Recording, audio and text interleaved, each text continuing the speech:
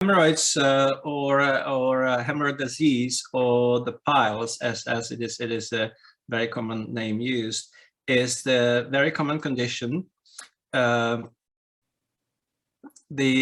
causes are multiple. We believe that there is some hereditary condition in our genes that makes us predisposed to this condition. There's quite a clear link between the chronic constipation and developing the hemorrhoids, because the chronic constipation increases the pressure in the vessels around the back passage, and therefore then these veins change into the hemorrhoids.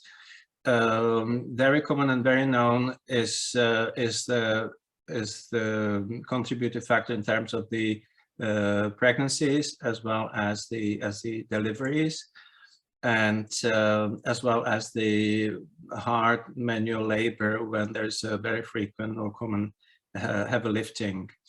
Hemorrhoids are a very common condition. Statistically we know that in age group between 50 and 60 years old, our patients, at least 1/3, possibly more than that, have hemorrhoids. Only it depends how symptomatic these are and how much patients are troubled with this condition. In terms of using the home remedies, it is again the condition of the situation we come across very often as surgeons, because naturally patients are trying to, on occasions, avoid to see the specialist and to cure themselves as much as possible. In principle, when the hemorrhoids occur and when they bleed and when they start to prolapse out from the back passage, what is needed is clearly to rest as much as possible, because the principle of the rest and to stay lying in bed or in a horizontal position, the patients are achieving to decrease the pressure or drop the pressure within these swollen or bleeding vessels inside or outside of the back passage. Therefore, it naturally eases off or possibly stops the bleeding. The other, of course, there is a possibility to have the over-counter medication in terms of the ointments and of the suppositories.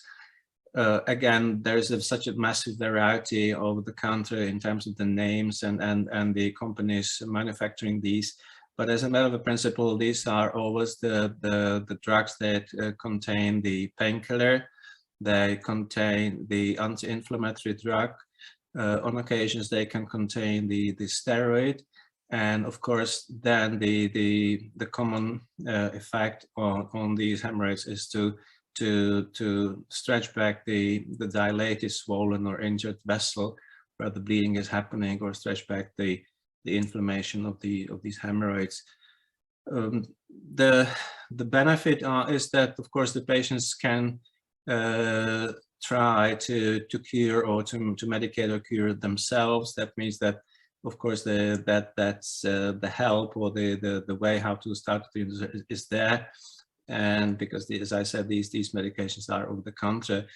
The dark side is that usually this is just a time-limited help, because once these hemorrhoids occur and they become symptomatic, usually the surgical intervention is needed.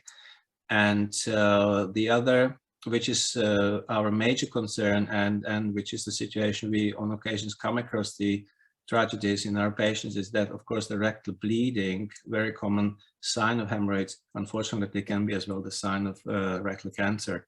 And by believing that I'm curing myself or treating myself for hemorrhoids, clearly the misdiagnosed or delayed treatment for the cancer can happen, and we see this in our practices, unfortunately.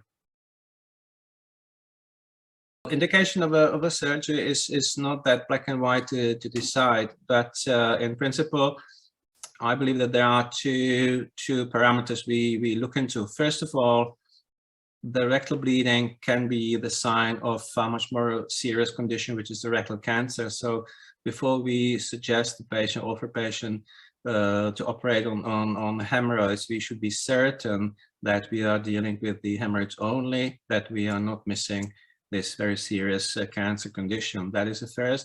And once we are certain on this aspect, the decision whether to operate or not is dependent pretty much on how severe the bleeding or how severe the symptoms are, because we see in our practices patients who bleed every day, who bleed several times a day or several times a week. So it is not only the nuisance or inconvenience, it's the condition that massively affects the quality of life, disturbs the daily activities, disturbs the professional activities, but even more importantly, that bleeding, once chronic, once happening every day and lasts for weeks, months, or sometimes even years, can exhaust the reserves in the bone marrow, and as a consequence of it, patients can develop the anemia. And again, anemia itself is a condition where there's a low level of the hemoglobin or red cells in our circulation. That means that the delivery of the oxygen is compromised to these most needing organs like a heart, and therefore then the heart attacks can happen in these patients as a consequence, or brain, and therefore as a stroke can happen as a consequence, or this self-negligence, if you wish. Surgical treatment of the hemorrhoids offers the variety of techniques as well as the variety of the instruments or gadgets we can possibly use. But again, breaking down to basics, when we operate on hemorrhoids, we are trying or wish to achieve two things. One is that we wish to cut off the blood supply, which is fairly standard in back passage, cut off the blood supply that feeds that swollen cushion of the hemorrhoid. And the second is to lift this protruding cushion upwards as much as possible to avoid this to descend down to close to back passage or even out of back passage. This can be achieved many techniques.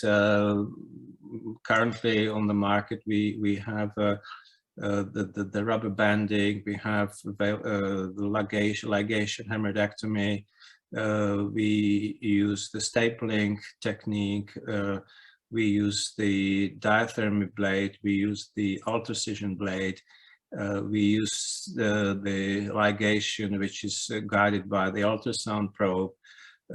We use the laser. So there is a variety of these techniques, and I believe this is just comes down to the preference of and past experience with each single surgeon.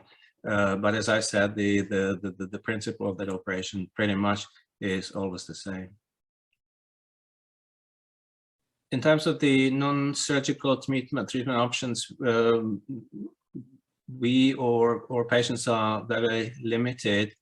As I mentioned before, the risk factor or the contributing factor is the constipation, and therefore to look into the constipation or settle the constipation is the one of the steps, the right direction to achieve settling the hemorrhoidal symptoms.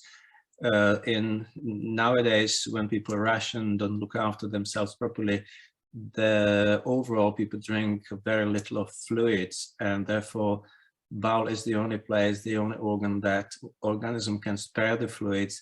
That means that the result is a constipation. Sometimes even the patients don't have to realize, and of course this constipation is a step towards the developing the hemorrhoids. So that is the first. Of course, we advise, of course, and what is very important is the fiber intake. That means the healthy diet. As I said, to this basic advice: plenty of fluids and reasonable healthy diet. Physical activity, of course, is part of the healthy lifestyle, which helps to stabilize the hemorrhoidal condition. And non-surgical, of course, are all these remedies that we can get over the counter or sometimes through our GPs. However, overall, the the management by these conservative measures, it's always time limited, and the vast majority of our patients at the end of the day have to seek the surgical help and surgical intervention. Hemorrhoids can be prevented by the healthy lifestyle, and of course that reveals from these contributing factors nowadays in the rushing world. The constipation is a very common condition, which usually reflects the lack of fluids, or the people don't have enough fluids during the day. That results of the constipation. So this is the way how to avoid. Overall healthy lifestyle with the reasonable physical activity is understood again to be one of the factors that prevents. Healthy diet in terms of the fiber content is another advice which we give to our patients, of course, to avoid the hemorrhoids to develop or to trouble our patients.